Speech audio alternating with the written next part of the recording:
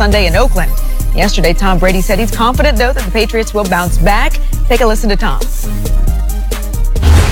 We've had obviously a lot of tough losses over the years. I mean, we lost pretty important games, and I don't know what's the difference between losing by 14 down there, losing by 50, or losing by 1. They all count the same, and mental toughness is mental toughness. And you realize that, you know, a lot of things had to go right for them to win, and they did. Just give them credit. And there was a lot of positives from yesterday's game that we've got to kind of use going forward, that we will use going forward, and our whole season's ahead of us. So let's go make the most of it. Tom Brady, I was on the positive side of things, but Shannon, which team will bounce back on Sunday in your opinion? Patriots or Steelers? Patriots. Okay. I trust their makeup. I trust their moxie. I trust their mindset. I just do not believe the Steelers will ever be as successful as they can be as long as Ben Roethlisberger is your unquestioned leader. He's too quick to lay blame. He's too quick to point and not accept responsibility. He has too cavalier, oh, yeah, I'm going to throw interceptions. Oh, well, you just got to deal with it. And that rubs me the wrong way, Skip. Mm-hmm. And it's reported that, you know, Mike Tomlin said he could have come back in the game. Well, my question is, okay, you left the game with a rib injury, and you could have come back in sooner. It was almost like I called my shot. Okay, I'm going to go back in now. I want to play hero. Come on. It's always going to be a problem as long as Ben's the quarterback because it's always going to be someone else's fault. They should have called a different play. Antonio Brown should have run a better route. James Washington should have caught the ball with his hands instead of trying to jump up and catch it. And that's a problem. And when your quarterback is quick to lay blame and not as quick to accept responsibility, that's going to be the problem. I've seen the Patriots lose at 2014, Skip, that debacle that they had in Arrowhead, and it was over. The sky was falling. And Coach Belichick just quickly said, he coined the phrase, we're on to Cincinnati. They've lost late in the season before and somehow still managed because they have the right makeup. They have the right mixture of guys between vets and young guys. But that's one thing you can say about him. And, you know, I give him a lot of flack, but he'll accept responsibility. You know, I got to play better. I got to do a better job of getting us in and out of the huddle. I got to do a better job of ball placement. And I'll be better. Coach Belichick says, you know, the last play's on me. I got to do a better job of situational football. Everybody will accept responsibility when it doesn't go right. And there's enough credit to go around when everything does go right. And therein lies the difference between the two teams. Because I think the talent levels, especially offensively, is there. Defensively, to a man, I believe the Steelers have more talent defensively. I would agree. They do. But as a team, all that finger pointing and blame, and it told me everything I need to know this summer. When they came out and personally attacked Le'Veon Bell, I already knew right then. I was like, nah, I can't pick y'all to go to the Super Bowl. No, dude, y'all got too much drama going on. And it's playing out for you right now, Skip. So I agree with your big picture premise that mental toughness, I'm taking Tom Brady every time over Ben Roethlisberger, and I'm taking team over team, New England over Pittsburgh, even though this game, once again, is at Pittsburgh.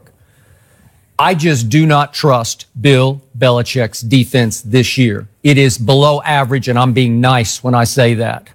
It has now plummeted to 24th in opponents' third downs allowed. That is horrendously bad. I told you what they allowed at Miami. Brady held the ball for 75 plays to only 45 plays, and the Miami Dolphins, led by Ryan Tannehill for most of the game, averaged 9.1 yards per play. Every time they snapped the ball, they got an average of 9. Obviously, got helped by 69 yards to end the game. But it's still, they were already up pretty high before that. Correct. So this defense is now 22nd in yards, and you always say, yeah, but what about points? They're 12th in points. And again, that's not Belichickian. That's a recipe for disaster against this offense in Pittsburgh. In the cold, where they're a little better, usually, not that New England doesn't play well in the cold, but again, this is the flying circus is still in effect here. And James Conner, who's been pivotal to them this year without Le'Veon, looks like he might be able to come back and play off his ankle injury. Well, they reported yesterday that it looked like he was on track to come back. But Skip, you remember last year. Ben went up and down the field, and what did he do at the end of the game? Up and down, and would you believe he like Brady had a good game. He had an 83 QBR. Ben had 93 last year. He did. He went up and down the field. And when you needed that play, The one play, the same thing we saw against Denver, Skip. Okay. 3rd and goal from the 7. 5 seconds to go. Whose fault was it? I don't know. Ben's throwing them under the bus on the sideline. Yeah. And they wanted him to spike, so he did a fake spike. Right. And he threw it into the end zone to nobody. Right. Right? He threw it to Eli Rogers? Really? Exactly. And the ball because gets tipped I up think in the air? if I'm not mistaken, because I think AB had gotten hurt early in the game, remember? Yep. And Eric Rowe made the first and maybe last play of his career. He tipped the ball up in the air, and Duron Harmon intercepted it, and that was basically the game. And I still think they got robbed on the Jesse James play, which was 1st and goal from the 10, because you didn't think he scored. I thought he scored. They said it was no catch. Right. Right. But that's the thing, Skip. And you look at Ben's numbers, up and down the field he goes. But you look at those turnovers and when they happen, they're back-breaking. He did the same thing in Denver. Skip had the game. I mean, they're about to win the game. And why he was, first of all, even if the lineman did not rush, Roby's going to pick it. You keep throwing the ball in the middle of the field down there, Skip. There's so many things that could happen. Nobody should throw a pass in the middle of the field like that on the goal line after what happened in the Super Bowl between Seattle and New England. I got you. And they still do it. Okay. Skip, I don't trust Ben. I don't trust him. I don't either.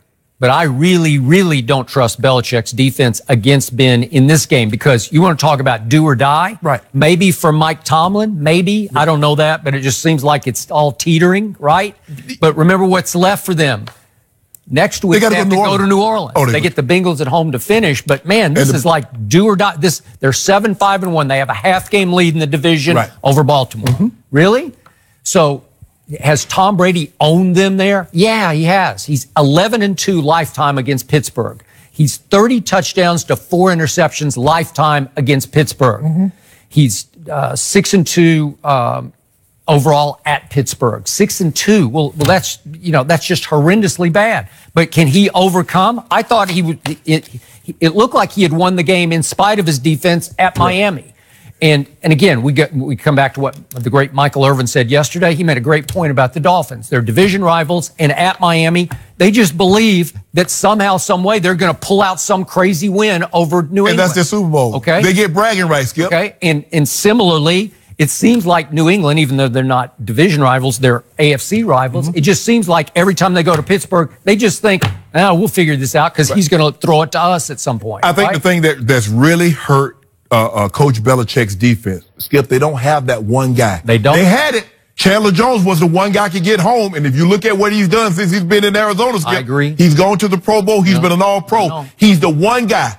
But the way he rushes the quarterback, Coach Belichick wants you to take the whole man, play right down the middle, and don't give anybody lanes. Well, to rush the passer, Skip, you got to bend the edges. Sometimes you got to go inside. Sometimes you got to go outside. So they don't have that one guy. And when he brings pressure, they don't really have guys on the back end that's great on one-on-one coverage. So you sacrifice your back end to try to get pressure. Well, I don't know if you necessarily want to bring pressure against Big Ben when you have AB, Juju, you have Jesse James or McDonald's going one-on-one with guys in the secondary. But you're right. They're 12th. They're right there. But Coach Belichick, normally, when it's all said and done, he's always in that top 10 in scoring defense. I know, but I did not like what I saw at Miami.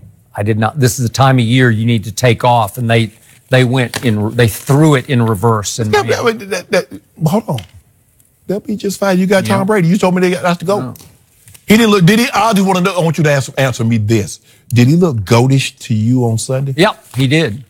6 possessions. Last 6 possessions, you got 6 points. He was really good. Oh, really? That's what you thought? He threw for a season high. What was it? 3? A season high. Yeah. But you've been hyping him all for the MVP. Yeah, I have. So in a season high and an L. He's doing the Kyler Murray of the NFL because he's having to overcome a bad defense. Oh, so let me ask you a question. He had him at 9.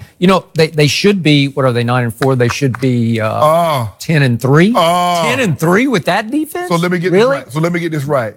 I know a guy that's playing quarterback for a team, Holly. I don't know if you know him. In his 2 losses, his team is giving up 98 points. I don't know who that is. You know who it is. I don't. I have no idea who you're talking about. You remember his defense gave up 43 to Tom Brady, and they gave up another 55 to the Rams. That's what his team. And you want to talk about defense? So I'm the fool who's hyping Brady for MVP when he threw for 182 in the 4th quarter to outgun the young gun Patrick Mahomes? With that defense. Really? So why didn't he outgun Ryan Tannehill? Well, did you? Why he not going Guess down? what? Patrick Mahomes put up 31 in the second half at Foxborough. 31 points. What did he do in the first half? Yikes. So you don't want to get Coach Belichick no defense. I got to tell you, I am leaning toward picking Pittsburgh in this game. I think they're going to break the hex. Hold on, but Skip. But in the first half, when Coach Belichick's defense picked him off 3 times, you want to talk about that? We ain't going to talk about that? Well, he threw it to them. Don't do that, Skip. Come on. Well, he did. Those weren't forced errors. Those were unforced. Seriously. Let's change this up. Talk about a quarterback coming up in the next segment that is not getting the job done. Should the Vikings regret giving the big bucks